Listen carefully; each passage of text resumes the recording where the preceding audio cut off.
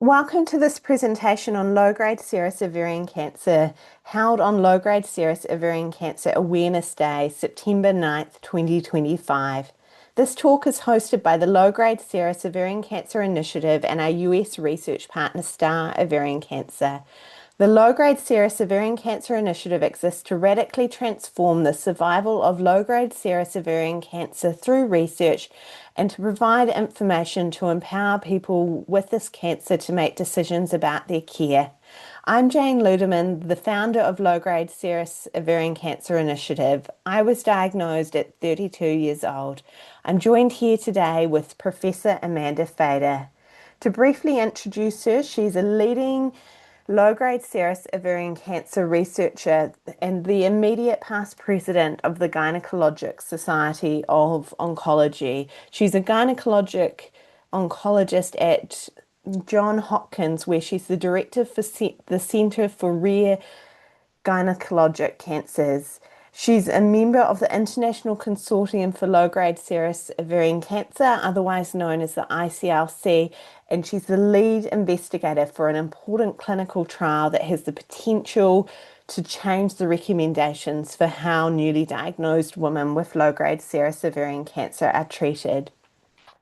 Before I hand over, just some brief housekeeping. Dr. Fader has very kindly agreed to answer some questions at the end of this talk, so please pop any questions you have in the Q&A box. Due to the nature of this talk, she's not able to provide personalised medical advice, but any general questions and things you'd like to know about low-grade serous, please do ask them and we'll try and get through as many as we can.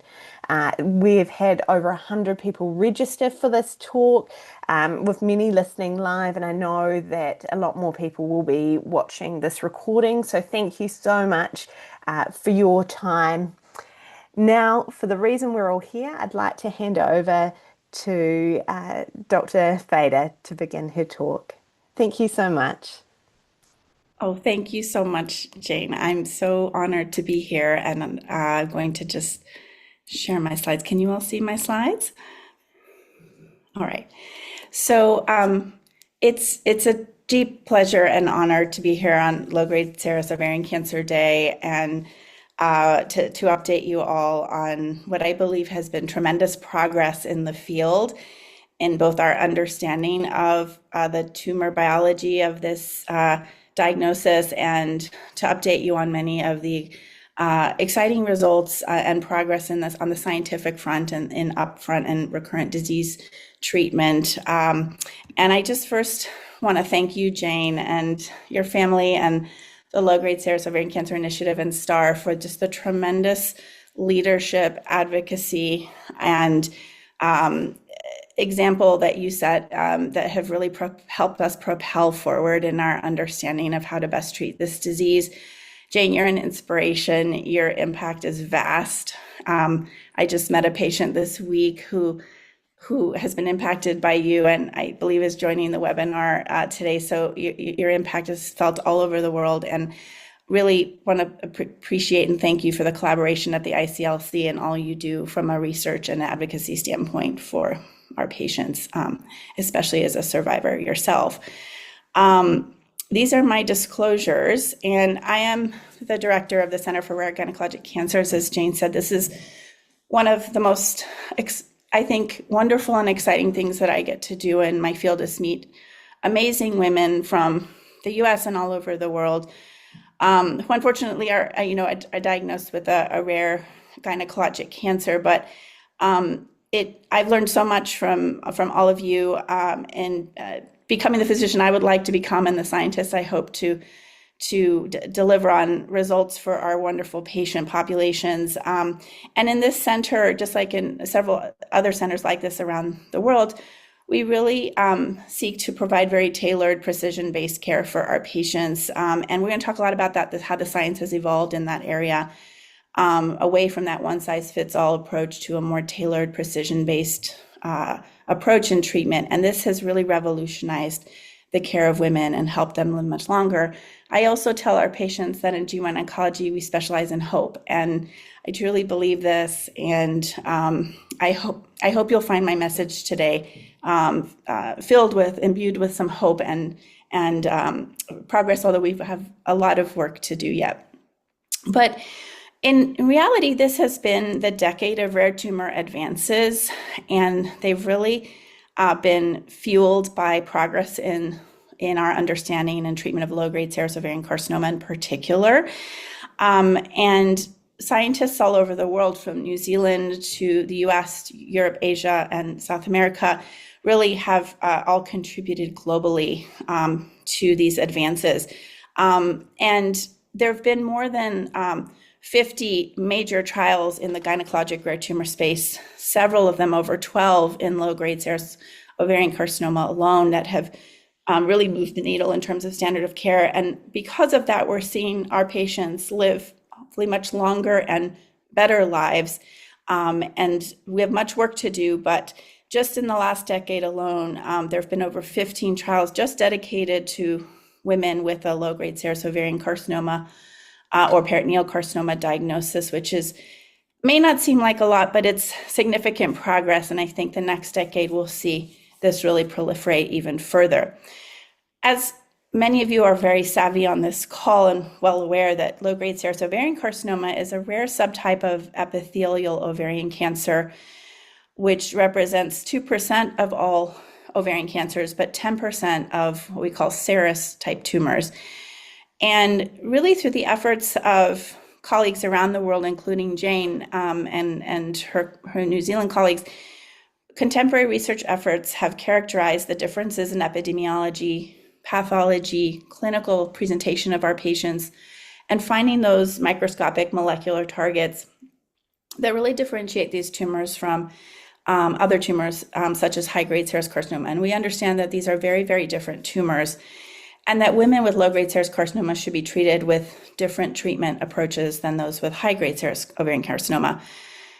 Mind you, just over the last 30 years before, this last decade of rare tumor progress, women with low-grade serous ovarian carcinoma were often lumped together in large clinical trials with women that had more common ovarian cancers. And so we really didn't make a lot of progress in our understanding of how these tumors and how the patient characteristics were quite different. And this is a very nice slide from Dr. David Gershenson, one of the fathers or grandfathers of, I think, low-grade serous ovarian cancer research, and my mentor, really illustrating the timeline and the progress that we've made in this disease in particular. And in 2003, the National Cancer Institute in the US completed the Human Genome Project, where we were able to map almost 100% of the human genes. And in 2004, just a year later, both MD Anderson, where Dr. Gershenson at, and Johns Hopkins, where I'm fortunate to practice, our amazing pathology teams really independently introduced a concept for what's called binary grading for serous ovarian cancer. Before, it used to be grade 1, 2, or 3, and grade has to do with what the tumor cells look like under the microscope, how slowly or quickly they might proliferate. And what we saw was that that 3-tiered system really wasn't telling a good story. We couldn't really predict response well to treatments based on that. But with this binary or twofold grading system, we really were able to see major differences emerge in these tumors. And that led to the introduction of the GOG, the Gynecologic Oncology Group Rare Tumor Committee in the US, that became an international research team led by Dr. Gershenson. And then just 2 years after that, initial rare tumor clinical trials were activated. And so from then on, we've really hit the ground running. And I would say I'm on the rare tumor committee of this group. Probably 75% of the trials we've done in the rare tumor committee, even though we represent all rare tumors, have been in the low-grade serous ovarian carcinoma space. So this has been a model for us to really accelerate rare tumor studies. We know that the demographics of women are different when you compare low versus high-grade disease. So there's many differences that we'll go over. Age, body mass index, tobacco use, all of these things can be different, with women with low-grade serous are diagnosed at a younger age than those with high-grade serous. Excuse me. And fortunately, women with low-grade serous often experience a much longer overall survival than those with high-grade serous disease. And that's really wonderful. But researchers like Dr. Gershenson and I and Rachel Grisham at MSK, Memorial Sloan Kettering and others really weren't satisfied with that, because when you sort of looked at the pool retrospective data on 5-year survival, even though it was much higher for women with low-grade serous carcinoma, it was not remotely high enough. And so low-grade serous carcinoma, we know, may arise from a serous borderline ovarian tumor. That's sort of like the precursor, precancerous lesion, if you will. It can arise from the ovary. It can arise from the lining of the abdomen called the peritoneum, or even from extra-abdominal sites. I have diagnosed some women with low-grade serous tumors in their arms, in their axilla, in their skin, and we never found a source in the ovary, but it's most commonly originated in the ovary. And we don't see any differences in survival outcomes based on where the tumor originates, but we know that they're all the same and we need to treat them, the low-grade serous tumors, in the same fashion. We do know that those with primary peritoneal low-grade serous that don't develop in the ovary may be a little bit older, maybe have a higher body mass index or weight, and sometimes have a larger disease burden at primary surgery, but we don't necessarily see, again, differences in survival based on that. And this is that two-tiered histology criteria. Histology means that pathology, what the tumor looks like under the microscope. And we note several differences, not only in the age and the characteristics of women diagnosed with low versus high-grade cancer, but in their tumors themselves. We see a lot more of what we call nuclear atypia in high-grade serous. This is the nucleus is the center. Think of it as like the core of a cell that has the DNA, our precious genetic material. And you see a lot more atypia, or basically funny-looking DNA or abnormal gene mutations in high-grade serous tumors compared to low-grade. The mitotic index is much higher in high-grade tumors. That means that the growth rate is much more rapid. And we often say that low-grade serous tumors have indolent growth or very slow growth. But that can make them harder to treat, and I'll talk about that in just a little bit. In terms of mutations, very different profiles. The tumor suppressor gene P53 is very commonly mutated in high-grade serous, but not in low-grade. We see mutations in KRAS. KRAS is another tumor oncogene that helps. We'll talk about it in just a little bit when we're talking about MEK inhibitors and what are the important growth pathways that lead to cells growing or proliferating.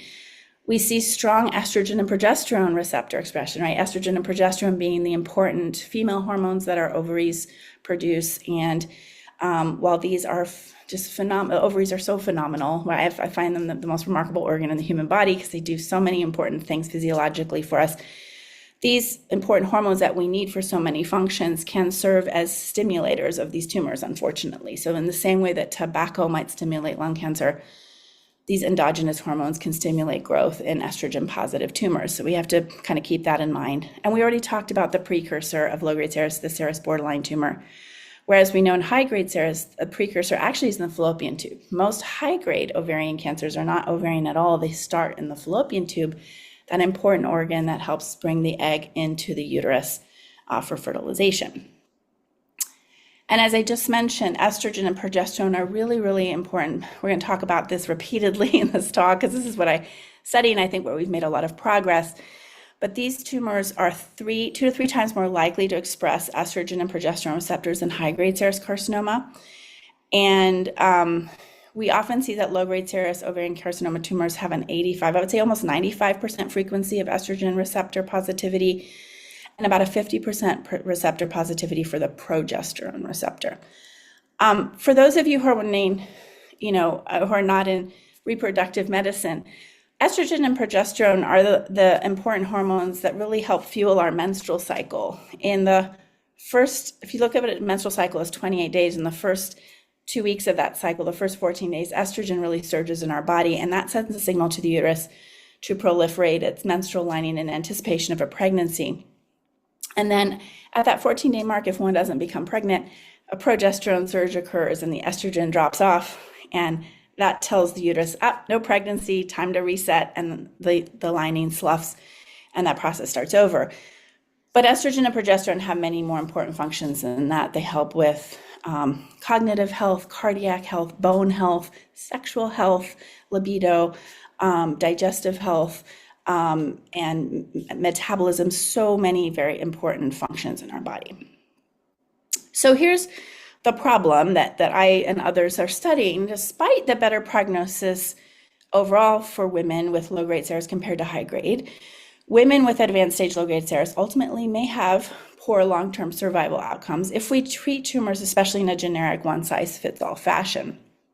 And we know that the majority of women diagnosed with low-grade serous present with advanced stage disease. We're going to talk a lot about how some of these tumors can be more chemotherapy resistant than high-grade serous.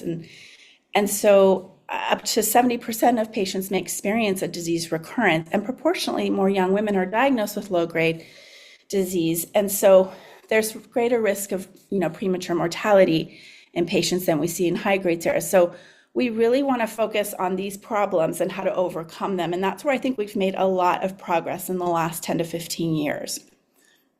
And these are some of the unmet needs and unanswered questions that researchers like me and Dr. Gershenson and Jane and others around the world are really trying to study, both within the ICLC that Jane and her family founded, and through our other cooperative group trial networks. And so we'll try to answer some of these, at least where the current data is here. Like, what are the best treatments for the upfront management of advanced disease? What about in the neoadjuvant setting, meaning if you need to get treatment before you can have surgery, what does that look like?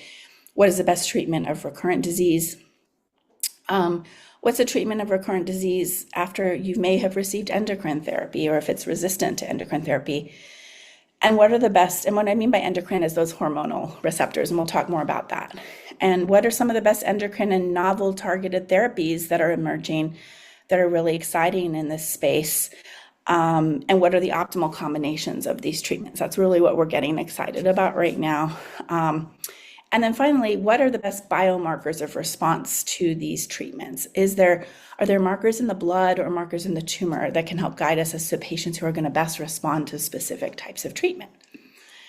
And the reality is that right now, around the world, although we're very much trying to create universal protocols and standardized treatment, there still is an absence of data and on how to best treat some of these tumors in certain parts of the world, and great variability in management. We conducted a survey of that Society of GYN Oncology, excuse me, in the US, and about 194 gyn-oncs answered. Most of them were university-based, and they were all over the place in terms of how they were treating patients. This was a few years ago. And treatment preferences really varied by the surgery status and other factors. And only about 50% of them at that time were using endocrine therapy or hormone antagonism after primary treatment upfront. We're going to talk about that, why that's important in just a second. And so this really got us thinking that we needed better clinical trials for both the upfront and the recurrent settings so we could help standardize this. And when we look at factors impacting outcomes for women in the upfront setting, what are the most important variables? And I would say that surgery to remove as much disease as possible, and a targeted, tailored approach to treatment, meaning an effort to really tailor and make more precise treatment recommendations based on a patient's unique tumor profile and her unique characteristics, I think are two of the most important things we can be doing as physicians and scientists to really improve survival by years for our patients. And I would argue that surgery is the mainstay of treatment for this disease. We know that surgeries that result in removal of most or all of the disease is one of the best things we can do for our patients. But if you are someone who didn't have all your tumor resected at surgery, don't fear. We have really good therapies that have emerged, and although that's a goal, that might not always be possible, and that's okay. as long as there's a maximal effort to try to remove as much disease as possible, that's what's important. And Dr. Gershenson and I did a study. It was an ancillary, what we call a post hoc study of a major randomized controlled trial. This was a trial of more than 2,000 patients with all kinds of ovarian cancer. And about 190 of these had what we used to call grade 1 disease, which we now call low-grade serous carcinoma. And we looked at what were the factors that impacted survival. And it was interesting that residual disease status after that primary debulking surgery was significantly associated with survival. So the more disease that was removed, the better patients did. And we see that with both high-grade and low-grade serous cancers, although this impact seems to be even greater in patients with low-grade disease. And what we also notice, these are called Kaplan-Meier survival curves. And on the left, you see something that says PFS at the top. That stands for progression-free survival, or otherwise known as remission, like time without tumor growth or evidence of tumor. And OS on the right side stands for overall survival.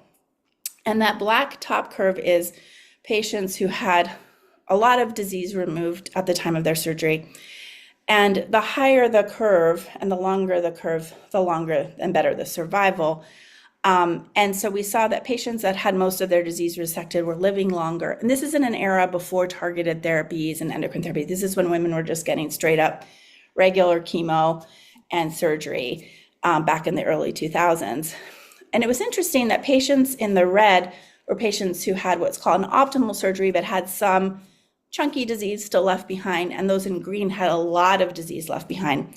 And we sort of saw that those curves overlapped a little bit, and that the chemotherapy, the carbotaxol chemotherapies, just weren't making a major difference for those patients who had a substantial amount of disease behind using that alone. And so keep that in mind, and we're going to come back to that in a little bit.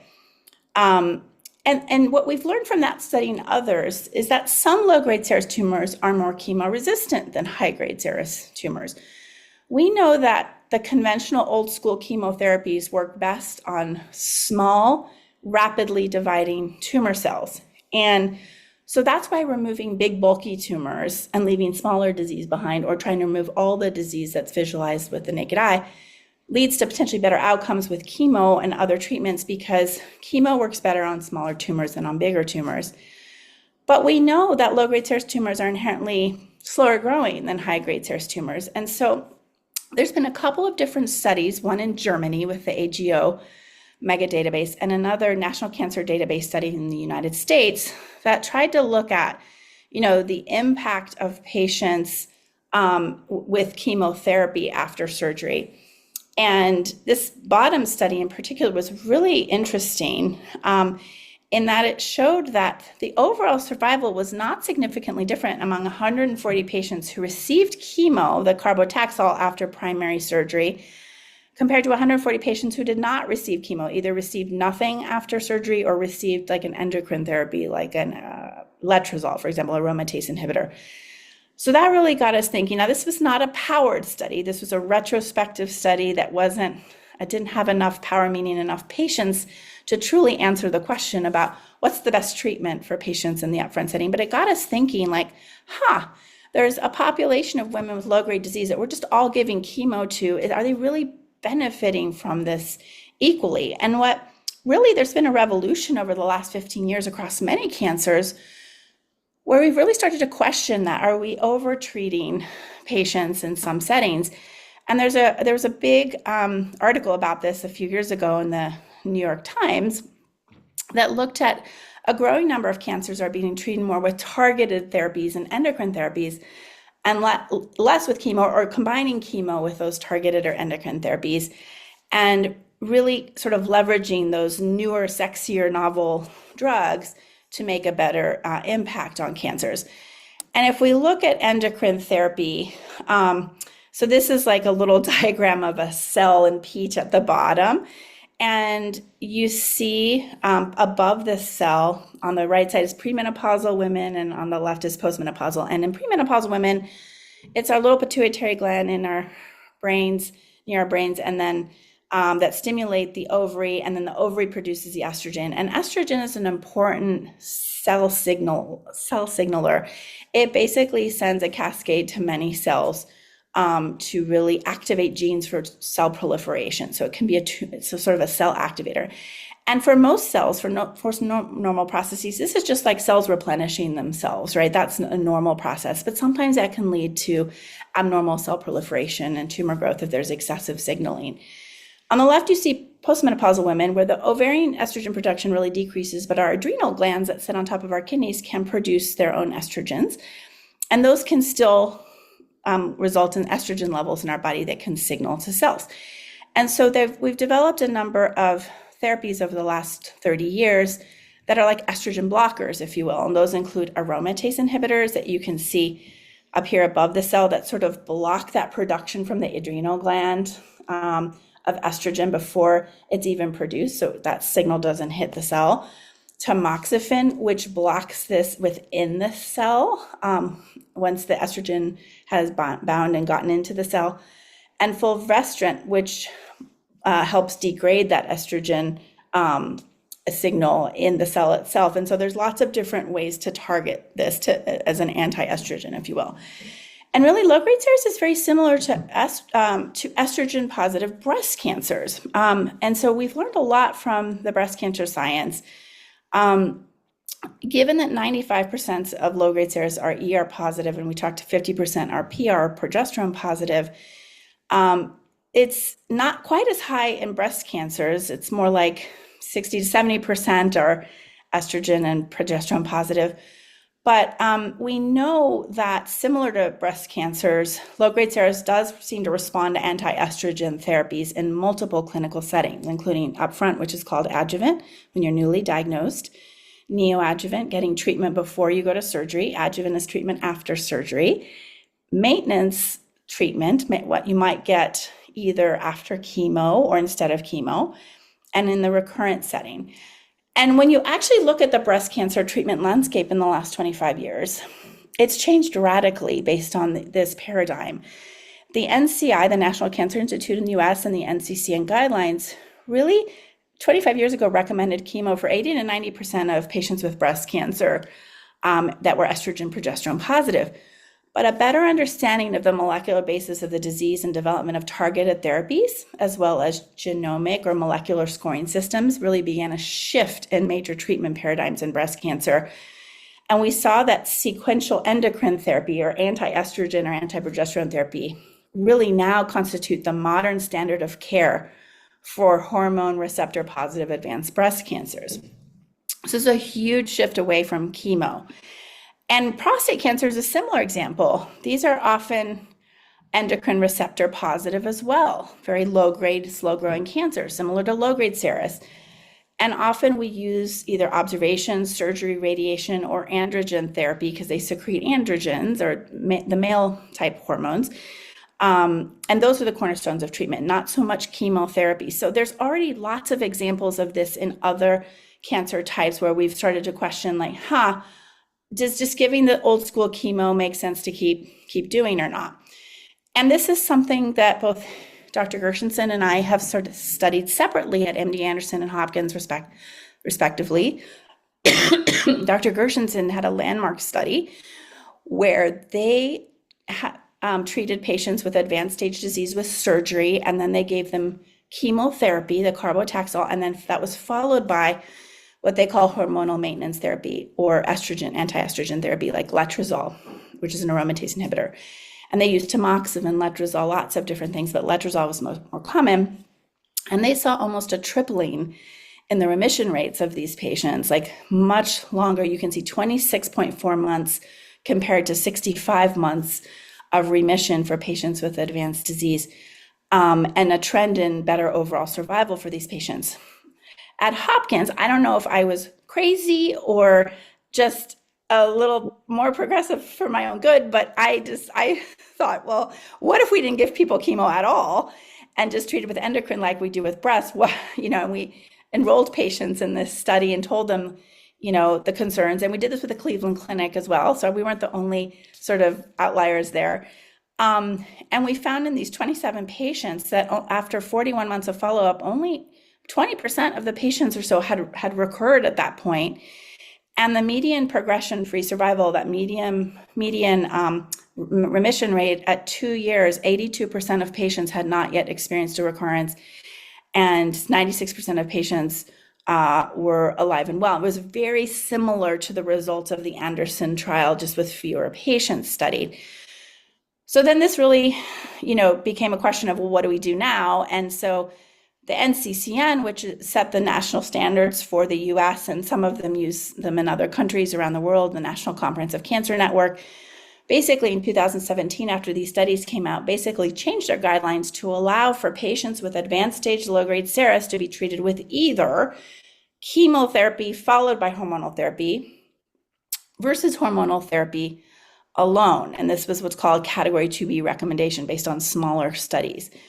But that didn't really answer the question for us. It wasn't in a, and Jane very kindly, in her wonderful, very generous introduction, alluded to this trial.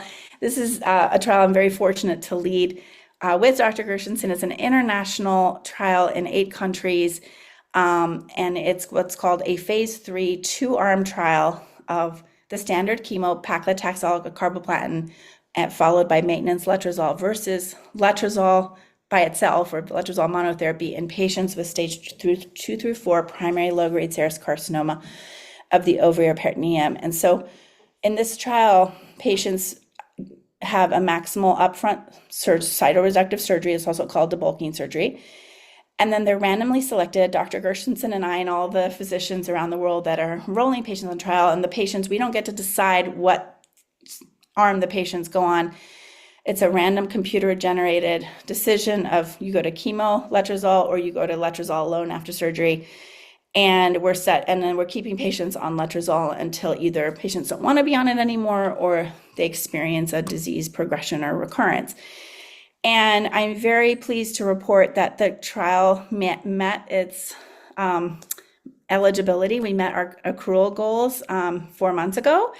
The trial is now closed, and we are waiting for the results to mature of this study, meaning that patients overall have been doing pretty well, and we don't have enough recurrence events yet to make a determination if they're one of these treatments that's better than the other.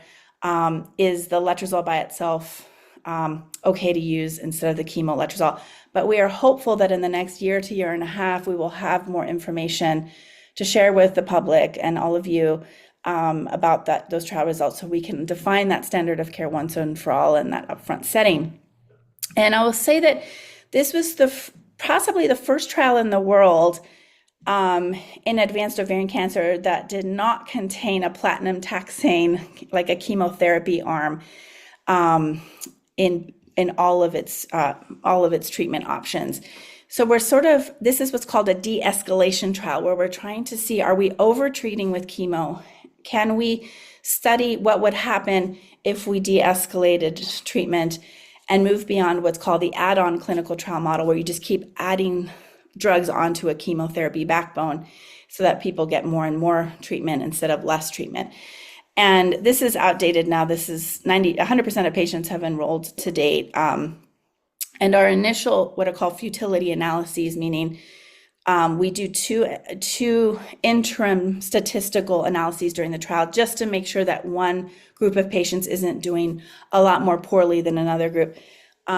So far, we're moving forward. We haven't found anything yet from those futility analyses to suggest that we need to stop the trial early. So I'm sorry that I don't have results for you today, but hopefully maybe next time, if I'm ever invited back, we'll have some information for you. What about for patients with neoadjuvant chemotherapy? These are patients, again, who might need treatment, may not be great candidates for surgery upfront, and might need to get some treatment first. So anyone from that might have disease in spots that might be difficult to remove, or if a patient develops like a blood clot before surgery or something that prevents her from undergoing surgery right away.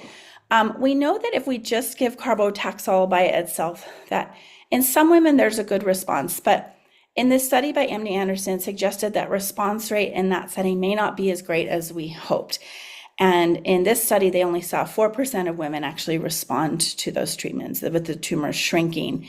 This is a patient of mine, scans in a patient I had inherited who received carbotaxol by itself. And you can kind of see on the left side of the scan here, I have arrows pointing to tumors that are growing. This is a CT scan that she had, and these are, the arrows are pointing to two of these tumors that were growing in her abdomen.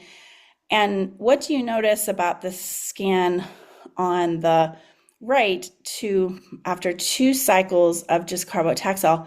You might notice here that these tumors grew, they almost doubled in size. And so we ended up taking her for a big surgery at that point. And unfortunately, she had a little bit of disease in the liver, so we had to leave a little bit of that disease behind. We treated her with endocrine therapy with letrozole after that surgery, and she did really well for about 4 years with complete response to her treatment. Then experienced a disease progression, and we started her on new treatment at that point. But this is kind of an N of 1 example of how sometimes just doing just the conventional one-size-fits-all chemo may not lead to the result you're hoping for, and you have to be a little more creative in that setting. And the folks at MD Anderson really endeavored to ask this question, like, is there something better than carbotaxol we could be offering in the neoadjuvant setting? Excuse me, I'm getting over a cold, so I apologize for all the coughing. But they did a study looking at one of the endocrine therapies, fulvestrant, and they coupled it with a drug called a CDK4/6 inhibitor called abemaciclib, and they wanted to see, okay, how do these patients do? And remind you that low-grade serous has many similarities to hormone-positive breast cancers. And we know from those trials, including the Monarch 2 and 3 trials, they all have names after butterflies, which is so lovely, based on the activity of anti-estrogen plus CDK4/6 inhibitor combination therapy in hormone-positive breast cancers, there was a significantly improved progression-free survival or remission that women saw with the combo therapy instead of just endocrine therapy by itself. And so CDK4/6 inhibitors, also known as cyclin-dependent kinases, are really important regulators of cell signaling and promote cell cycle progression. So if you have kinases that are a little out of control and not being regulated well, which can happen in cancer, these are drugs that sort of inhibit that.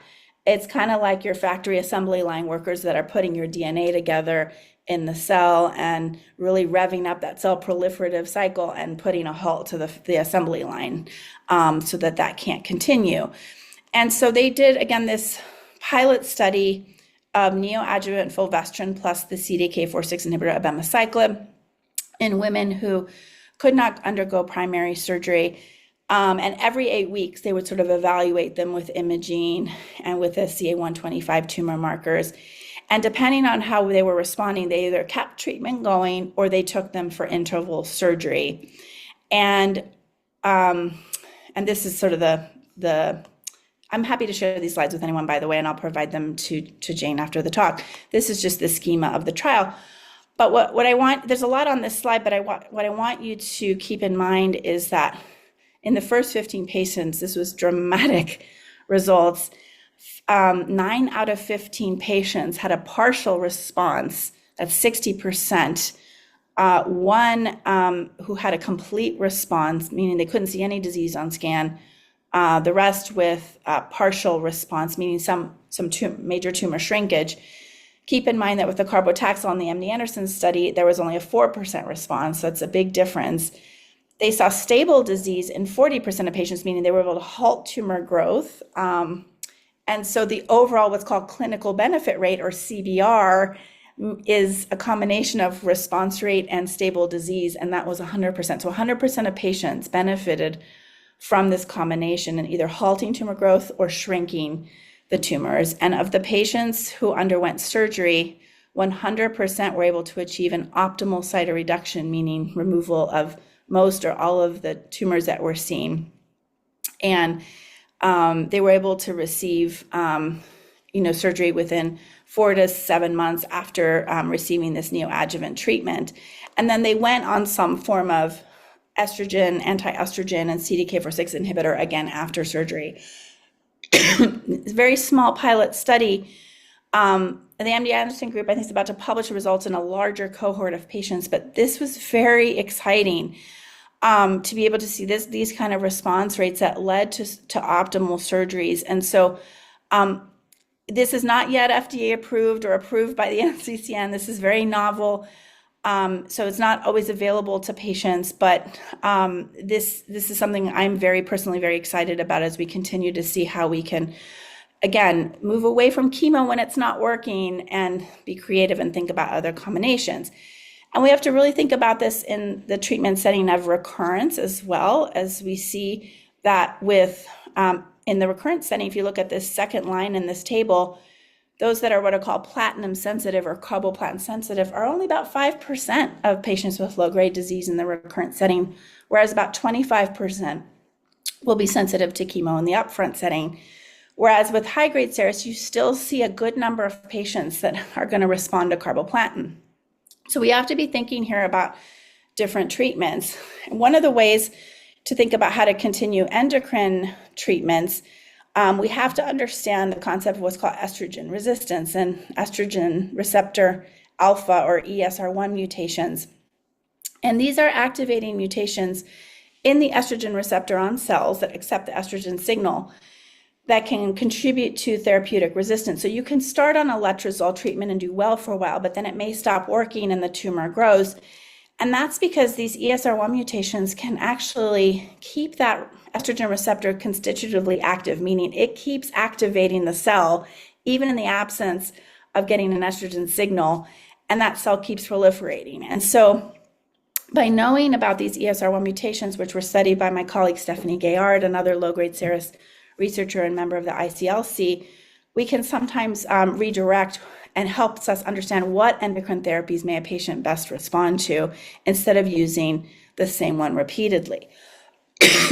And we see using sometimes estrogen therapy by itself, while in the maintenance setting up front, when you're newly diagnosed, can be very helpful. Those response rates are a little bit lower in the setting of recurrence. But what I want to point your attention to is the last column of this table, which is the SD rate or the stable disease rate.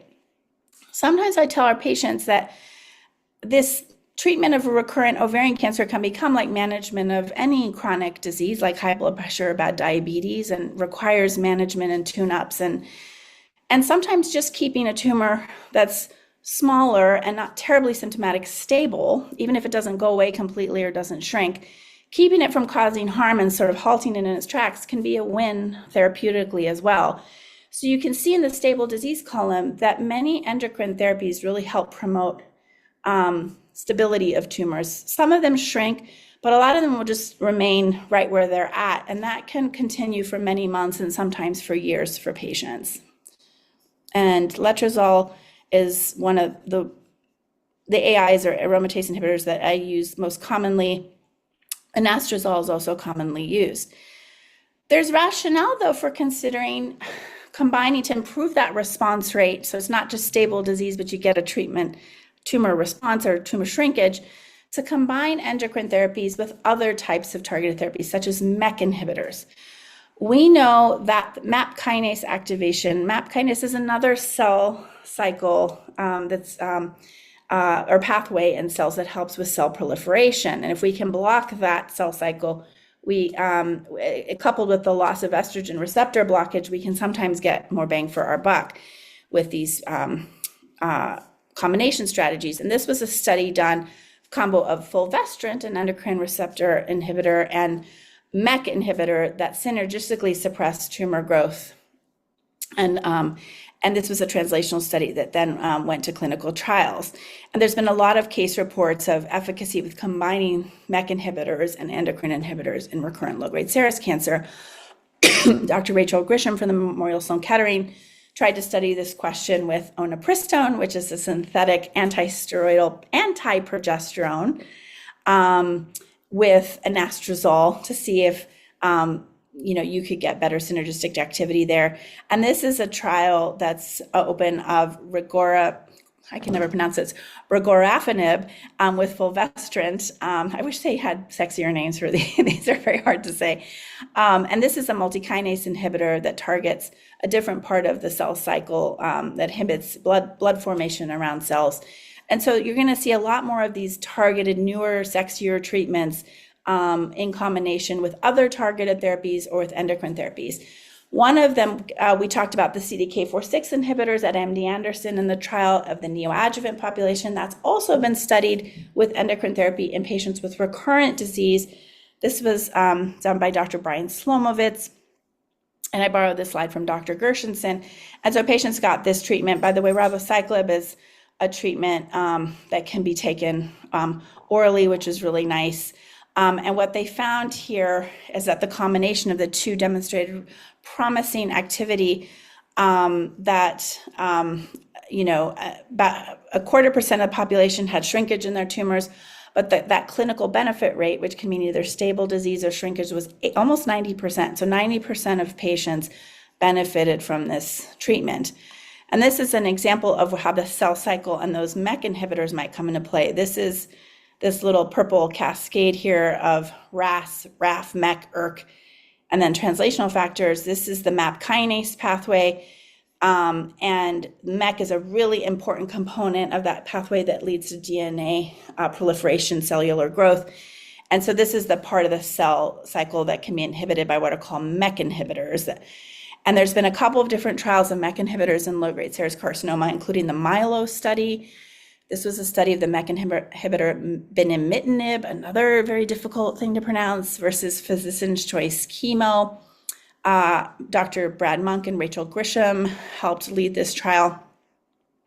And this was basically a randomized trial where physicians could choose, a chemotherapy option like Doxil, paclitaxel, topotecan versus binimetinib. And basically, interesting, there was no significant difference in the progression-free survival or that remission rate by the treatment arms. However, they found that in patients that had a specific mutation in the KRAS gene, which is an important part of that MAP kinase pathway, that those patients had very exciting response rates. And so you can see here in the mutated, say, KRAS mutant arm here, that the complete response or partial response was up to 44%, whereas those with the KRAS wild type or no mutation was only 19%. So this kind of told us, is KRAS, this protein, in the cell, is this an important biomarker for response for MEK inhibitors? And do we need to explore that further? Dr. David Gershenson similarly studied a MEK inhibitor in a randomized trial comparing the inhibitor trametinib to standard of care physician's choice chemo or endocrine therapy with either letrozole, tamoxifen, or one of those three chemos that were studied in the MILO trial. And interestingly, in this trial, there was a significant difference seen in progression-free survival. It was, almost doubled. And the overall survival rate was increased by 8 months in this population. And so it was interesting that more than 4 times as many patients achieved objective response rates with the MEK inhibitor than the control arm in this study. And that's really puzzling a little bit because they were very similarly designed trials. But one of the questions is whether the addition of the endocrine therapies in the treatment arms here made a difference in the outcomes compared to the MILO trial. Nevertheless, this showed us that whether you have KRAS mutation or not, that MEK inhibition appears to be important. Another important way to inhibit this pathway, this RAS MAP kinase pathway, is through these two novel drugs called avutometinib, which is a first-in-class oral RAF and MEK inhibitor. So it knocks out 2 of those important proteins along that cellular cascade, unlike MEK inhibitor, which just knocks out 1.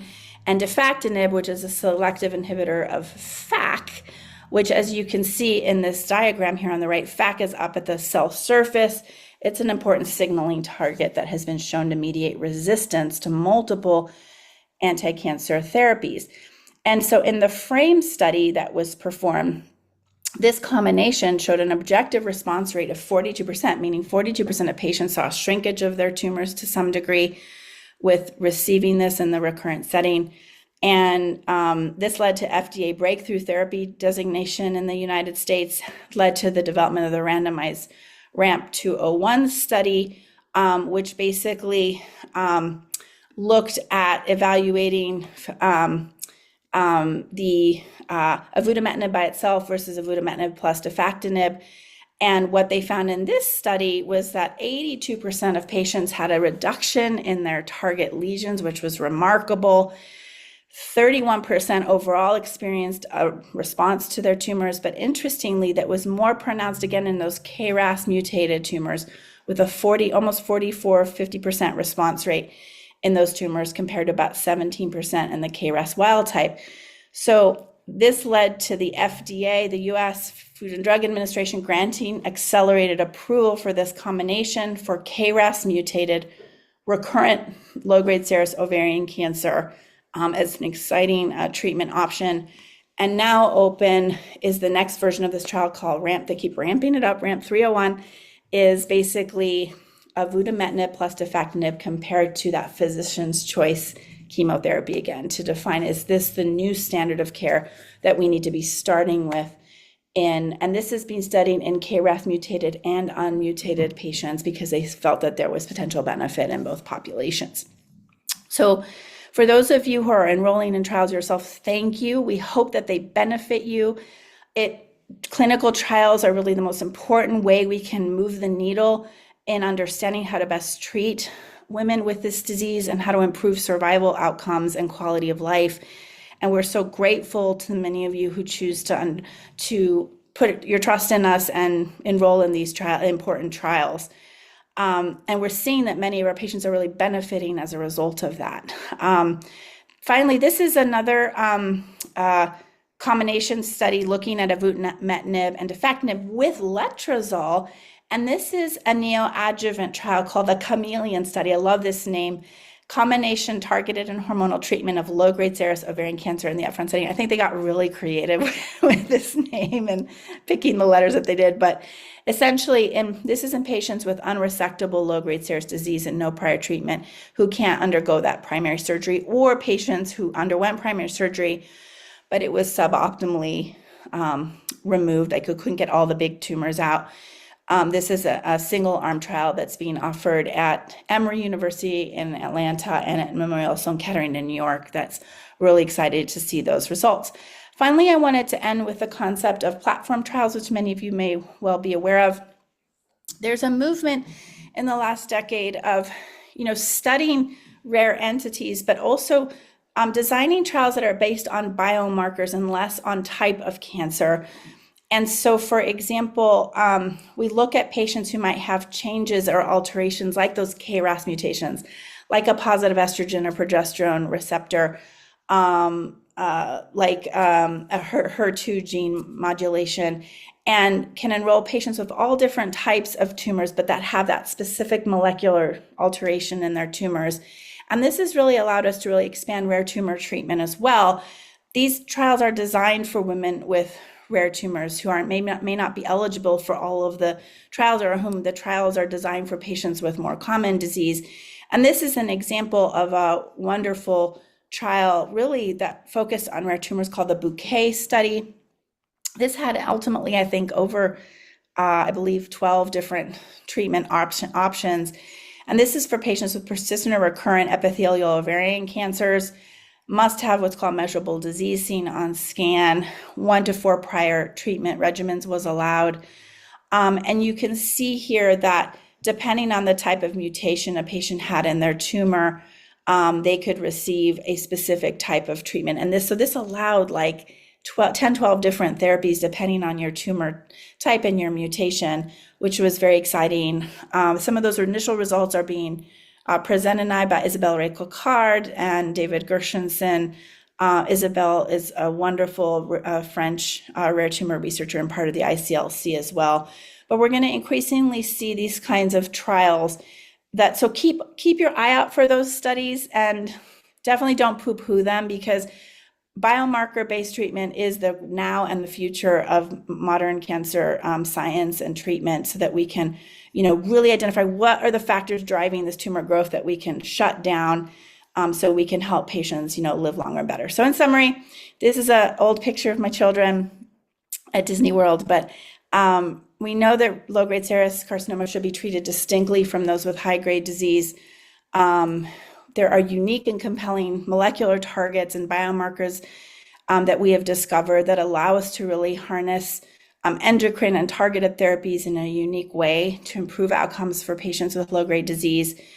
And by taking a progressive and international approach to consortiums like the ICLC and the cooperative clinical trial groups, we can really understand how to minimize ineffective cytotoxic conventional chemotherapies, maximize the use of targeted therapies, endocrine agents, and strategic combinations, and really hone in on more novel designs like platform and adaptive trial designs, so we can offer more clinical trial and more conventional treatment options to our patients with low-grade disease.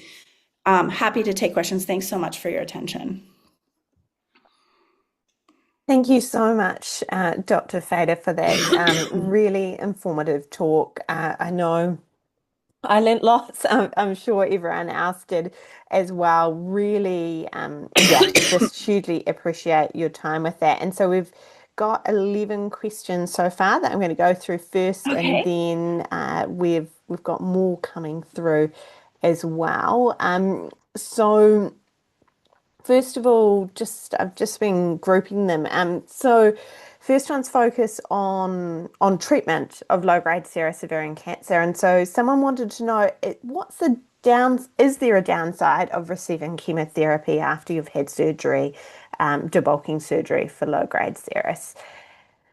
And I guess So go ahead. I'm sorry. Did you have a follow-up? and I guess that really comes down to why are we trying to see whether we can not give it to people. Well, this studies have consistently shown that about 25% of patients with low-grade serous disease will benefit from chemotherapy in the upfront setting, and about 70 to 75% probably don't. And what we're trying to, so if you've received chemo or are about to receive chemo, it is considered at this moment in time with the data we have certainly a reasonable approach, as long as you're also getting endocrine blockage after chemo or some kind of endocrine blockage, which we saw in both the Anderson and the Hopkins studies are really, really important. Chemo alone is not the standard of care. If any, I would say advocate for yourselves if that's all that's being offered, and because endocrine therapy is really important here. But we just don't know yet, and won't know until we've had the opportunity to analyze the results of GY19, who are those patients who are benefiting most from the chemo and why? What do their molecular profiles look like in their tumors? Can we predict, based on those studies, whom we should be giving chemo to versus not be giving chemo to? Are we going to learn from that study that maybe we shouldn't give chemo to anyone? I recognize that for many of you who may be on treatment or have received it already, that the answers aren't coming fast enough, and I'm sorry for that. But we do hope we're studying these questions to understand them. But at this moment in time, it's reasonable to give. The downsides of chemo are the downsides of chemo, which are, that carbotaxol can induce hair loss, neuropathy and numbness in the fingers and toes, depression in your cell counts, like your white cells and your platelets and your hemoglobin, and give you a sense of general fatigue during treatment. Most women tolerate, I think, I've learned a lot from my patients, and most women are incredibly courageous and get through this treatment, even though it's not fun to get through, and can tolerate it. But who am I to say that? I've not been on this treatment. And so only you can know whether this is right for you in this setting or not, but it's certainly not the wrong thing to offer chemotherapy at this time. And usually those symptoms completely resolve, if not, not always, but in most cases, completely resolve in most patients. So. Thank you so much for that clarification. And the next question, someone wanted to know, How long do you recommend that someone stays on letrozole or another aromatase inhibitor if they are remaining NED, no evidence of disease after 5 years? And do you recommend it as a lifelong medication? Like how do you make that Oh determination? gosh. The the short answer is we don't know the answer. Mm. It's an excellent question that we endeavor to try to study as well with GY. We're hoping to answer multiple questions with GY19 or at least get better data to inform some of this. I personally, in patients with advanced stage disease, recommend, I wouldn't say lifelong, but prolonged therapy. And we, of course, letrozole and other aromatase inhibitors can affect bone loss and, can cause some joint symptoms, can elevate the cholesterol level. So we've got to keep a close eye on all those things for our patients. And so I tell my patients to, there's no arbitrary cutoff here. It's really up to them. And we sort of yearly, every 6 months, sort of evaluate how they're doing on it. Are the benefits still outweighing the risks? What's the disease status? I will say I have an N of like two patients that who had very advanced disease that we resected. We did letrozole alone after, and they each went like 7, 8 years without any disease progression, took themselves off the drug, and then had a recurrence a year later. It may have been coincidence. They may have developed it on the letrozole alone, but it gave me pause. It gave them pause sort of retroactively that. And so I just share that. Just that's a very small number of patients, but I think it does do a lot of good. Letrozole is what's called a cytostatic. It keeps cells from proliferating. So if there's microscopic cells there, almost kind of keeps them in a dormancy phase, if you will. So we just don't have the right answer for you, but I certainly have had an equal number of patients decide like they don't tolerate the symptoms well, they want to go off of it. Or what we can do is be very creative with our patients who are having symptoms from the letrozole. Like sometimes I'll switch them to another aromatase inhibitor or even a different endocrine therapy agent altogether to see if we can improve joint pain and vaginal dryness and some of those symptoms. Or we get creative. And again, this is, I can't make any recommendations, but I might do a creative schedule, dosing schedule, which is off-label, meaning it's not FDA approved to do this. But, I might do a schedule where a patient's getting, letrozole 2 or 3 days out of the week and then off the rest of the week to give them a break, and so their body is still seeing some endocrine blockage, but not consistently. And whether or not that seems to be a way to help women get through it, but you have to just be very individualized with each patient and talk with her and listen and understand what her symptoms are, because only she can be the one to, make that decision. Thank you so much for that. And that just follows in really nicely into the next question, which might be a we don't know, but someone was asking why loratadine, Claritin, works for some patients with low-grade CRS4 muscle bone pain and stiffness while on letrozole, the antihistamine. And is there any reason that you know of why people shouldn't take it? We don't understand the mechanism well. It's a great question. I don't see much harm in taking it if symptoms develop. But that's actually a question that I'm hoping to sort of better understand. But the molecular mechanism isn't well understood. I see very little downside to using it though, when appropriate. So, but I'll try to get a better answer for you. We're trying to study that question. Thank you so much. And so now someone's asked this question, and I think you have covered it in your talk, but it would be good just to get clarification again. So they're asking if someone has no visible disease after their surgery, is chemo followed by letrozole the best plan? We don't know. We hope to answer that in the next year and a half or so. My bias at Hopkins, given that we did the letrozole only study, I've had, a number of patients that have done very, very well on letrozole by itself after complete resection of all, or apparent complete resection of all grossly visible disease. But I can't say that that's going to be, the outcome for every patient. And so the NCCN currently allows for either letrozole alone or chemo followed by letrozole after complete resection of disease. And so we, again, hope to have an answer from GY19 in the next 1 to 2 years for you. Sorry Thank to be so non-committal. No, sometimes, we don't know Just don't know. Yeah. is an Yeah. answer. It is, and the best answer we can give. Are there any biomarkers or tumor characteristics that can predict whether someone's going to respond to chemotherapy? That's another wonderful question. There are no known biomarkers of platinum sensitivity other than platinum sensitivity, like seeing how long someone responds to platinum after receiving it and what's called platinum sensitive interval is. I will say though that recall that we went from a 3-part grading system to a binary grading system with the research from MD Anderson and Hopkins. And it's interesting, sometimes we do see these sort of in-between hybrid tumors that used to be what we would call grade 2s that have elements that are a little more aggressive looking under the microscope than the low-grade serous. And so they might be a hybrid between a high and a low grade. We only rarely see those, but I have to say that, those tumors for me they worry me a little bit more, and I'm more likely to give those patients chemo. By definition, low-grade serous tumor should have what's called P53 wild type or no P53 mutations. If you see a P53 mutation in a low-grade serous, it's not a low-grade serous. I think it's probably a high-grade serous.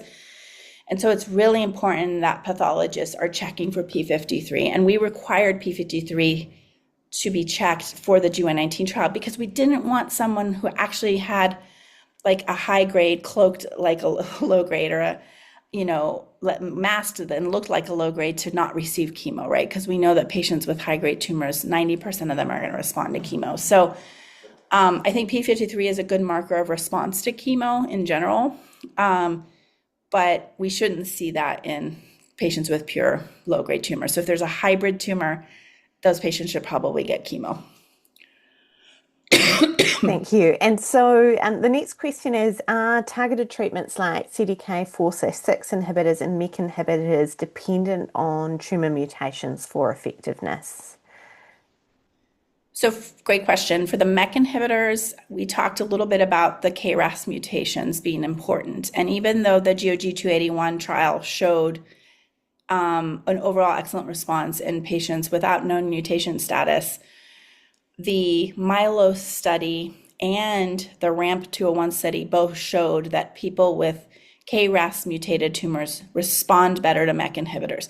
So I think that's kind of settled, that you may have a response if you don't have a KRAS mutation to MEK inhibitor, but it's probably not going to be as robust as if you have a KRAS mutation. So that's a definition of a biomarker, right? For the CDK4/6 inhibitors, not so much. We don't know. We do know, though, that from the breast cancer literature and the early studies in low-grade serous disease that you can overcome endocrine resistance. Like if you have an ESR1 mutation in your tumor, you can sometimes overcome endocrine resistance by adding that CDK4/6 inhibitor to the same drug that you might have developed resistance to or to another endocrine agent. So there are sort of corollary biomarkers that aren't directly related that might help us here a little bit. Thank you for that. And someone else wants to know, there've been 2 questions similar to this, but can avutometinib and defactinib be used on people without known mutations? And I guess this applies to MEK inhibitors as well. Great question.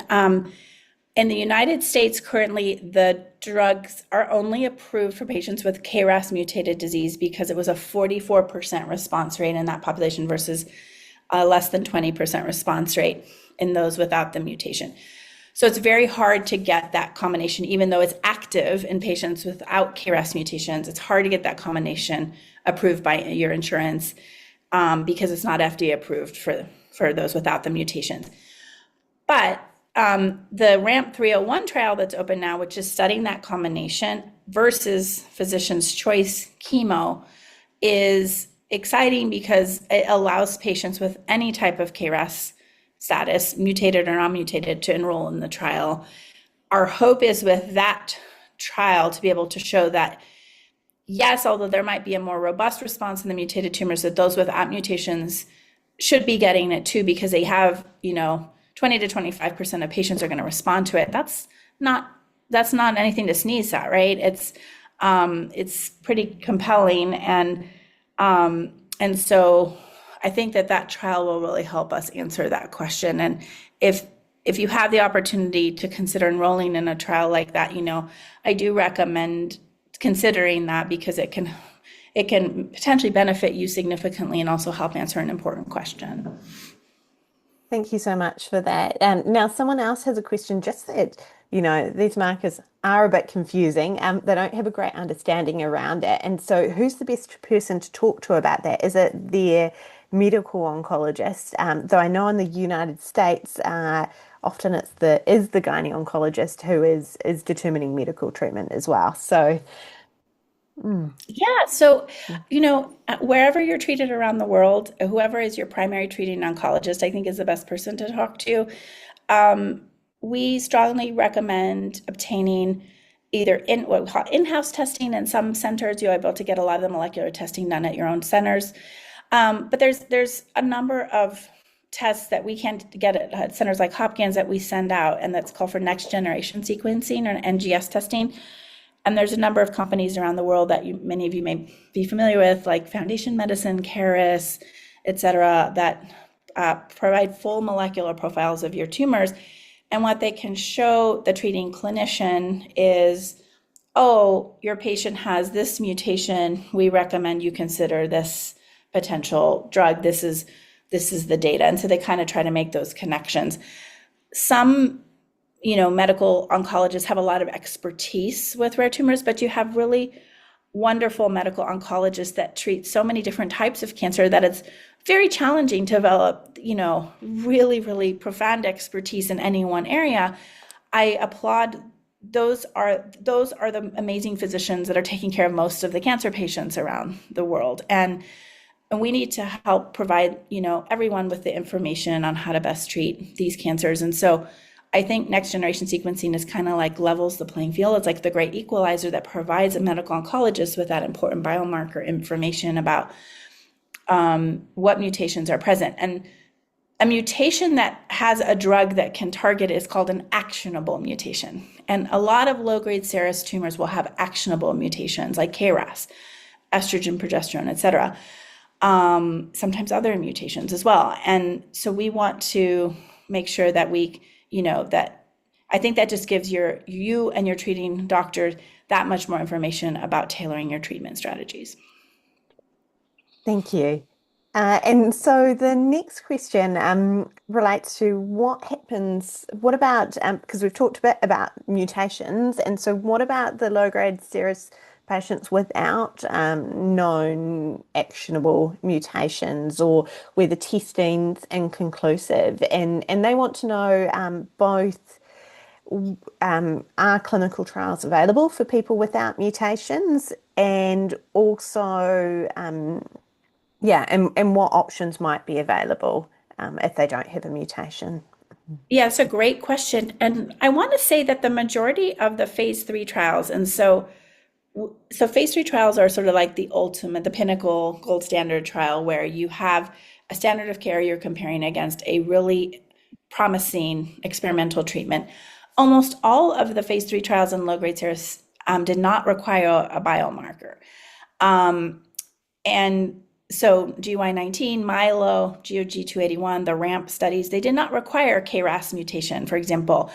They just happened to find that when they did KRAS mutation analyses post hoc in these patients, that those were the patients that best responded. But even in RAMP 301, the third iteration of that trial, they're not requiring KRAS mutation. So the majority of studies are designed for any comers with either advanced or recurrent low-grade serous disease. We are just able to do these really interesting analyses. Our patients very generously allow us to take samples of their tumors from surgery, for example, to study those women that do really, really well on the treatments and those that may not do quite as well or do well for a while but not as long, and study, well, why? And the answer is in science and those tumors to help us really understand how we move the needle with treatment so that we can even say there isn't a one size fits all treatment, even for women with low grade disease, let alone all patients with ovarian cancer. We have to personalize it within this space based on those profiles. I will say, though, that 95% of patients with low grade serous are going to have a biomarker in estrogen receptor. And that is a very commonly expressed biomarker, which is that's the good news because we can leverage that with a number of different endocrine and combination strategies. Thank you for that. And so this really, the next question really follows for that rare situation where people are estrogen and progesterone receptor negative. And so they're wanting to know, there are two questions here. One is, if they're negative, would you still give a hormone therapy like letrozole? And then another of those questions is asking, what about if you're KRAS, if you have a KRAS or BRAF mutation, but not estrogen receptor, but you're not estrogen receptor positive, what then? Okay, that's such a great question. Thank you for teeing me up for that. So in GY19, we allowed patients without estrogen and progesterone receptors. Dr. Gershenson and I have a theory about it. And we don't know that those patients won't respond at all to endocrine therapies. There might be other ways that those therapies can alter cells independent of the estrogen receptor. And so that's a question we want to study. And number two, the next iteration, that whatever randomized control trial that comes next after GY19, and we're really exploring that right now at the National Cancer Institute and NRG Oncology, is do we have an upfront arm that includes one of these exciting targeted therapy combinations, like a MEK inhibitor or with a FAK inhibitor, or that plus letrozole, all three, so you can target the cell in 2 or 3 different ways. And it really depends on what that GY19 shows is going to be the control arm for that trial, right? What's going to win out will to help us decide that. But I suspect the next upfront randomized trial is going to have some unique molecular, it's not going to just be endocrine based. It's going to be targeted to other aspects of the cell cycle so that whether or not you have estrogen or progesterone receptors in your tumor, there'll be other ways that we can target it for cell kill. Thank you. That's really helpful. And so someone else is curious about the RAMP trial. And so we've been talking a lot about KRAS mutations, and they're wondering whether other types of those kind of mutations like NRAS also have higher responses to MEK inhibitors than people who are wild type. Yeah, not as well studied, but yes. And that's being looked at, I believe, in those MEK inhibitor trials more closely. We're awaiting additional molecular analyses about that. KRAS seems to be the most compelling target to date, but I hope in a year from now we'll have more answers for you about that as well. It's a great question. Fantastic. Now we're just over halfway with the questions, but let me know if you need to go. So this question relates back to surgery, and I know I've listened to some excellent talks you've done on surgery, so it's a good question for you. Someone wants to know, is there information on the occurrence of incisional hernias following debulking surgery? And if someone who develops an incisional hernia, is there any impact on survival? I don't think so. I would say that, at least in my hands, I see incisional hernia in the vast majority of patients who undergo debulking procedures. I would argue more so with those who receive chemo because chemo impacts wound healing. And so it could potentially weaken the abdominal wall a bit. That's not a reason to not necessarily not get chemo, but just an observation. But incisional hernia is unfortunately very common. We have all kinds of ways we have studied how to close the fascia, which is the most important layer, that strength layer that keeps your viscera, your organs inside your abdomen. How to close that in the best way with what's called delayed absorbable sutures, stronger sutures, closer stitches together, interrupted stitches versus what are called running stitches with one big loop of suture. And I don't know that any one way has really won out to help prevent hernia. So I'm sorry. Our surgical sciences aren't maybe what they could be in that regard. And I am personally still someone, I know some people do laparoscopic or small surgery incisions for these types of interval procedures. I don't recommend yet doing that. I think that there's a lot of value to getting a surgeon's hands in the abdomen and exploring every crevice of every quadrant in the abdomen, because a lot of disease can only be appreciated by palpating it and feeling it. And with a goal of trying to get all of that disease out or most all of it out, I feel the best way to do that is through a bigger incision. So I don't know if I answered your question. It does not impact survival, in my opinion. I don't think there's any evidence to support that, but I understand it's not great from a quality of life standpoint, and I'm sorry. Um, Thank you for that really well considered answer. Now we're going to move into pathology, and I think this is something that, though this is quite specific, is relevant to low-grade serous because it is quite difficult for the pathologist to make the diagnosis of it. And someone's saying, what would you recommend in terms of resolving a case where there are conflicting pathology reports? So, two have diagnosed low-grade serous carcinoma, two have suggested it's a borderline serous tumor or benign implants. The molecular testing shows a BRAF V600 mutation, and they have been reviewed by John Hopkins, who thought it was borderline. And they're asking, is there another specific pathology service you'd recommend for a definite review? Such a tricky question, I think. Okay, I am reading this question. I'm reading what you just said. So let me just think about this for a moment. Um,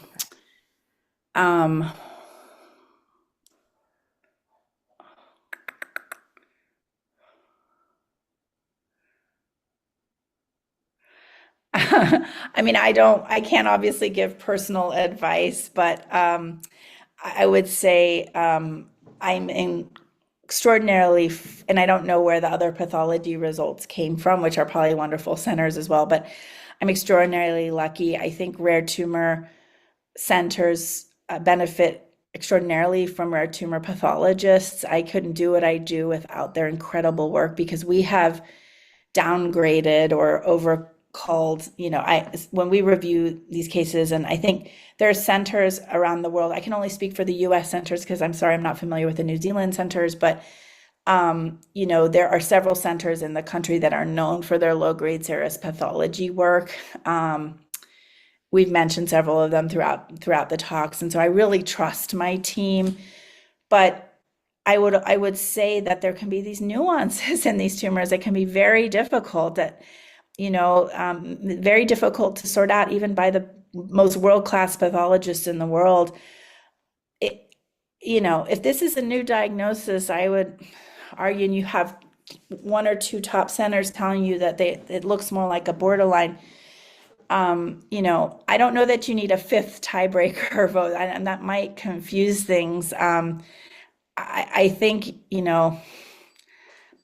this might argue that this is looking like a lower grade tumor, and maybe less is more approach to treatment might be most beneficial here, especially if all of the disease was removed. But I'm sorry, I can't give you more personal advice about that.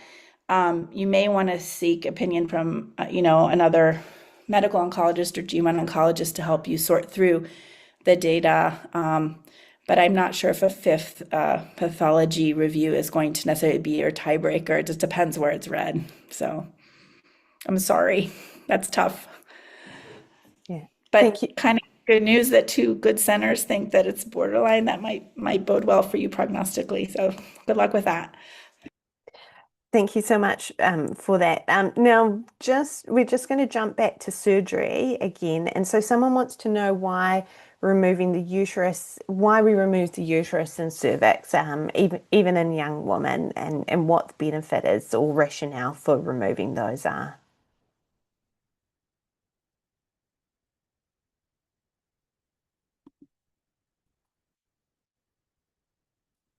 Oh, sorry, you've just gone on mute. I'm sorry, I gave a big cough and put myself on mute. My apologies.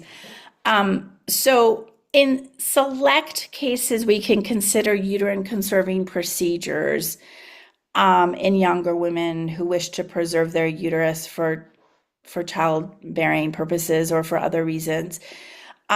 We have to be really careful with that approach, though, if there's disease involving the uterus or the cervix, because it's very difficult to just sort of shave it off and leave the organ behind. So I would say that has to be a decision between a patient and her provider, depending on that unique situation. Have I performed fertility sparing procedures in my patients? Yes, in select cases. And it's usually not when there's wildly advanced disease, because I don't think it's a good idea necessarily to preserve the uterus in that situation, especially if there's uterine involvement with disease. But in select cases, I have counseled my patients about the risks and benefits of, freezing eggs or embryos and having in vitro fertilization, removing the ovaries, the rest of the disease, and then allowing a woman to become pregnant. I think that's, without knowing your situation, and I really can't give medical advice, that's what I would say to that there are definitely unique situations where that can be considered. Thank you for that so much. You're doing, yeah, a fantastic job having these questions thrown at you and giving really Oh my great gosh, answers. my pleasure. I'm sorry for all the coughing though. And so the next section of questions I've got for you is around the monitoring of the disease. And so there's someone who wants to know, is there another blood test? Is CA-125 the best blood test for detecting recurrence? Is there anything else? Yeah, CA-125 that we know of is the best CRM-based test or blood test. Dr. Gershenson and I actually did a study on this, looking at one of the randomized control trials, that same GOG 182 trial, and we looked at those 190 or so patients who had low-grade serous disease. And although the CA-125 wasn't as elevated as those with high-grade serous disease, it was still the most valuable biomarker of disease presence or recurrence. And so we can expect to see that in women with high-grade disease, that CA-125 is elevated 3 to 10 or 20 times more so than in low-grade disease, but it's still elevated in the vast majority of patients with low-grade as well. Thank you. And just following on to that as well, is there a role for doing a doing scanning as well and imaging to look for recurrence alongside the blood test? And is that something you recommend? And then within the scans of a CT scan, a PET scan, and an MRI, do you know of any difference between them? Yeah, it's a great question. Actually, the Society of Gynecologic Oncology in the US is going to come out soon with new surveillance guidelines for all cancers of the GYN tract. And so my hope is that that's published by next February or so. And so we can be looking for that to help guide providers. But at least in the first few years in women with advanced stage disease, I think there is value to performing CT and CA-125 monitoring. I don't recommend CT scans any more frequently than every 6 months unless someone is on treatment, active treatment for recurrence, and you're monitoring for treatment response, in which case I usually recommend doing that after 3 cycles of treatment and then scanning to see if you're getting a response. But if you're in surveillance, which is what the question is about, there are downsides to receiving too many scans, including excessive radiation exposure. Having one CT scan is not a ton of radiation exposure. It's like taking an airplane flight from New Zealand to Australia and back. But or from one coast of the U.S. to the other coast. But if you multiply that by 50 scans, that's a lot of radiation, right? And so we want to sort of balance that. Also understanding that most low-grade disease grows pretty indolently, not always, but But the reason I still like to scan in most cases in those first few years is because surgery is, again, the mainstay of treatment. And if a patient has a recurrence and it's been several years, I might very well offer her surgery again to remove that disease as one of the treatment options. And so that helps me to kind of keep an eye on that. At some point, though, there's a point of diminishing returns with scans. And if CM25 is a good biomarker for you, you can use that as the primary surveillance tool. And if that gets elevated, or if a patient experiences new symptoms, scan based on clinical data, clinical symptoms, or CM25 elevation. And I would say usually after 3 to 5 years of scans that's what I convert to. So I don't keep routinely scanning people unless there's a really compelling reason to do so.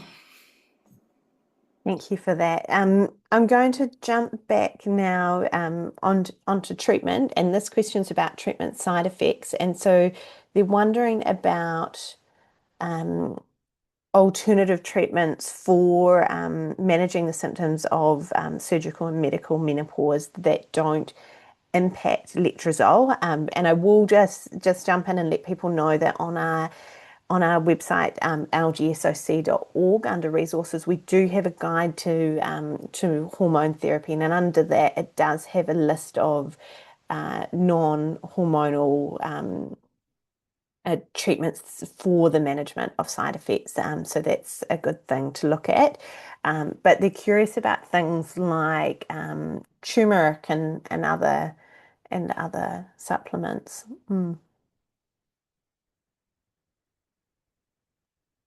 Oh, you're back Okay, on mute as off well. mute. Sorry about that. Okay.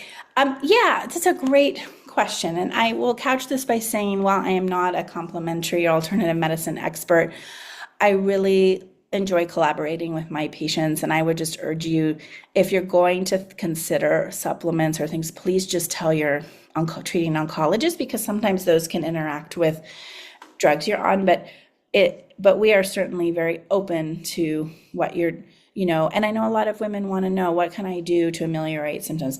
What I tell my patients, so exercise and yoga are Reiki, exercise, yoga, acupressure, and acupuncture are some of the best ways to overcome treatment fatigue and nausea with chemo after surgery. But with respect to perimenopausal or postmenopausal symptoms, there are some, alternatives. Black cohosh does not, in the randomized trials, reduce the side effects of vasomotor symptoms or menopausal symptoms. Some people still use it, and maybe there's a placebo effect there, but it just is not borne out in the trials. I do think that there are many non-hormonal options that are in the U.S. Food and Drug Administration, or FDA approved, that I recommend for my patients. One of them is a newer drug called Veozah, also known as fezolinetant, which is basically a non-hormonal selective neurokinin 3 or NK3 receptor. And it basically blocks neurokinin B in the brain's thermoregulatory center to normalize brain signals that trigger hot flashes. So there's also some of the SSRIs, the drugs we use to treat depression, at lower doses are excellent at inhibiting vasomotor symptoms like hot flashes and night sweats.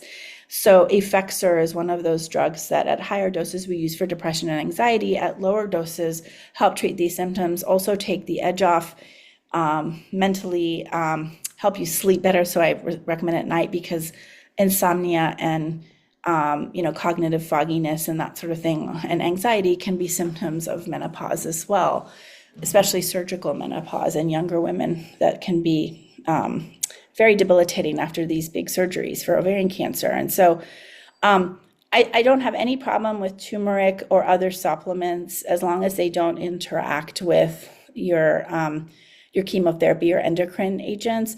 And so if you're seeing an integrative medicine specialist, just make sure that they're talking with your oncologist too, or you can provide that list. And, I think it makes a lot of sense to be sort of exploring those things. I will say I have 2 patients from China who were seeing Chinese herbalists and had the most remarkable symptom profiles during chemo. I don't know what it was. We really need to be studying that more. So I think there is value to exploring alternative therapies for sure. But I often learn from my patients about them and go read about them, and then we have a conversation. So, Thank you for that. The next, a lot of questions are around prognosis and survival, and someone's interested in if you don't have gene mutations of significance, are your survival chances less than someone who has KRAS, for example?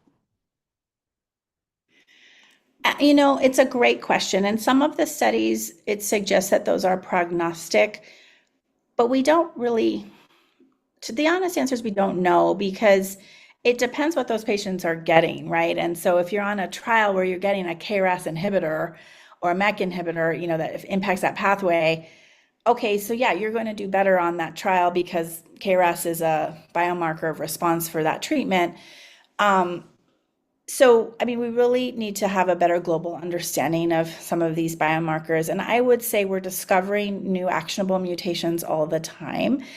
I mean, this is the first year, guys, that in the FDA, gals, excuse me, that in the FDA, we approved a drug specifically for women with low-grade serous carcinoma. This is monumental. There have been other drugs approved for ovarian cancer that can be used in women with low-grade disease, but this is just the tip of the iceberg. And we're studying all sorts of mutation profiles. And so I would say that some mutations are both prognostic and predictive, meaning they predict survival response, but they also predict response to treatments. And we still haven't completely, vetted that out between what is truly prognostic and predictive in the mutation landscape in low grade. So don't fret again if you don't have a KRAS mutation. Most women with low grade do not have a KRAS mutation. It does not mean that you're not going to have a prolonged survival.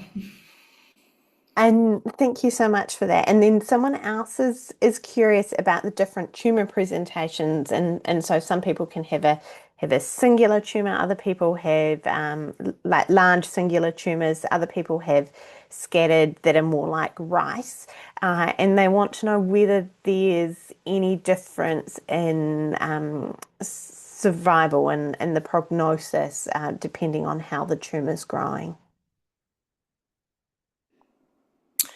Um, Great question. We really don't have a good understanding of how patterns of disease at diagnosis or recurrence really impact survival. Um, I would say honestly say most patients at diagnosis are going to have that scattered. I call it powdered sugar on a bundt cake, where that sprinkling or rice, whatever you want to call it, that sprinkling of tumors in multiple places. I will say when you have a lot of teeny tiny little implants in places that you can't remove, that makes it more challenging from a surgical standpoint. So sometimes what we do in the US is I sometimes will do a laparoscopy. I'll make a tiny incision, put a scope inside a woman if she has a lot of disease at diagnosis to kind of get a sense of, it's called the Fagoti score. Anna Fagoti is a Jew oncologist in Italy, and she developed this scoring system to predict whether you're going to be able to get all the disease out at a surgery if you start with surgery. And I do believe in that and doing that so that we don't commit women to a very large incision and then end up leaving a lot of disease behind. That's not, we know in modern surgical science, that's not the goal. And so if you start with a laparoscopic approach, you can kind of get a sense of, okay, this looks like something I can tackle, and it might take 14 hours to do, and it might take removing part of the bowel and the spleen and this and this to do. But if the patient is game, that we can do it. Or what, I want to start with some neoadjuvant treatment first to see if I can get this little disease to go away that I can't take out right now, and then tackle the bigger disease later. So we don't really know if it's prognostic, but you're right that there are different patterns of disease spread that make it more difficult to do that upfront surgery. I think we need to do more study to just best understand that. And I think the goal, what we're learning more and more in all types of ovarian cancers, the goal is complete removal of disease if possible. And whether that occurs upfront or after neoadjuvant chemo, as long as you achieve that or close to that, that's that's what we're aiming for. Thank you so much for that. Now, I've just put the next question in the chat because we're moving on to research now, and we're nearing the end of the questions. I've got four this one and three more to go, and so with the rapid advancements in artificial intelligence and machine learning, do you see these tools being applied soon in low-grade serous ovarian cancer research, for example, in drug discovery, biomarker identification, or trial design? And could this realistically accelerate the development of effective therapies and improve survival outcomes in the near future? And I know the ICLC has been talking a little bit about this, so it's a great question. I think the answer is yes, a resounding yes to all of those questions. We have to use AI incredibly judiciously. And, there's a lot of concerns about the proliferation of AI, but when it comes to applications in medicine and science, I think that the opportunities to really accelerate all of those factors is just profound. And one of the ways we're tangibly doing that right now, and you see this at Hopkins and the University of Alabama, has an incredible precision medicine center led by a guru named Matt Might, who is one of the leading AI scientists, in medicine. And he had a son with a rare disease, and he had this personal mission similar to Jane, who's amazing, and he created this center to help families with rare diseases find clinical trials around the world, or discover what their mutations were in their diseases and find treatments or clinical trials for them around the world and match. So there's an opportunity, I think, with clinical trials matching to really accelerate, especially when patients are being treated in rural or suburban settings where there might not be a rare tumor specialist in all centers, to really level the playing field there and find treatments experts who can collaborate with one another, or treatments or trials for patients. This has tremendous potential with novel drug discovery, absolutely, and to help the FDA and other regulatory agencies and scientists really decide what drugs do we really want to focus our funding resources on that are most likely to have potential. It's helping a lot with pathology as well. Again, we talked about the importance of specialist pathologists, and you don't have them at all centers.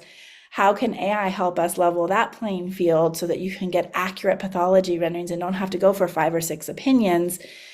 It makes me a little sad to say that, because, I think that, the human pathologists and surgeons, might supplant surgeons one day, but if we can use those technologies to assist physicians and scientists to accelerate treatments and novel scientific strategies, I'm all for that. Thank you so much. Yeah, it's really exciting to see these new technologies come that have the potential to accelerate the rate of progress for cancers like low-grade serous. The last three questions are more around sort of alternative treatments, I would say, and what you know about them. So I've put them in the chat too. And one of the first questions, is there anything we can do to strengthen our mitochondria?